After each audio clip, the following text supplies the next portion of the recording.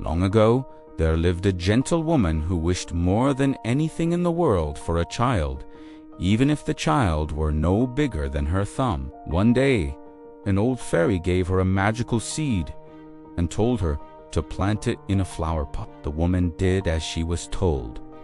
Soon, a beautiful flower grew. When its petals opened, inside sat a tiny girl, no larger than a thumb.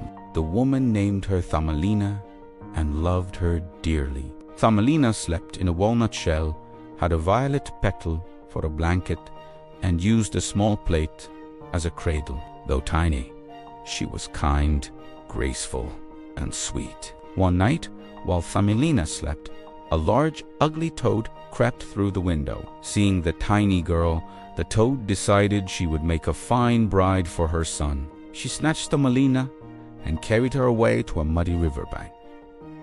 When Thumbelina awoke, she cried in fear. The toad placed her on a lily pad and left her there. Fish swimming below heard Thumbelina's sobs. Feeling sorry for her, they gnawed through the stem of the lily pad and it floated downstream. Thumbelina drifted away to freedom. Soon she met a friendly butterfly who tied a silk thread around her waist and helped pull her along the river.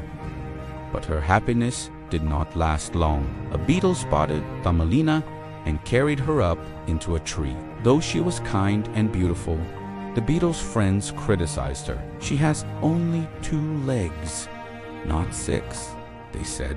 Ashamed, the beetle abandoned Thumbelina. All alone, Thumbelina wandered through fields until winter came. She shivered in the cold and nearly froze. At last, she found shelter in the warm home of a field mouse. The mouse treated her kindly and allowed her to stay, but soon announced that Thumbelina must marry the mouse's wealthy neighbor, a blind mole.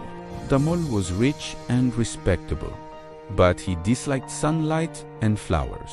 Thumbelina felt unhappy, yet felt she had no choice. One day, while walking through a tunnel with the mole, Thumbelina found a swallow lying on the ground, weak and cold. She gently covered it with leaves and cared for it until it recovered. When spring arrived, the swallow thanked Thumbelina and offered to take her away. "Come with me to warm lands," he said. Thumbelina gladly climbed onto the bird's back.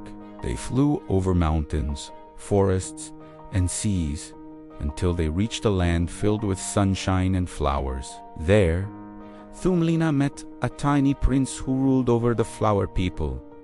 He was gentle and kind, just like her. They fell in love. The prince gave Thumbelina delicate wings, and she became the queen of the flowers. At last, Thumbelina had found a place where she truly belonged, and she lived happily ever after.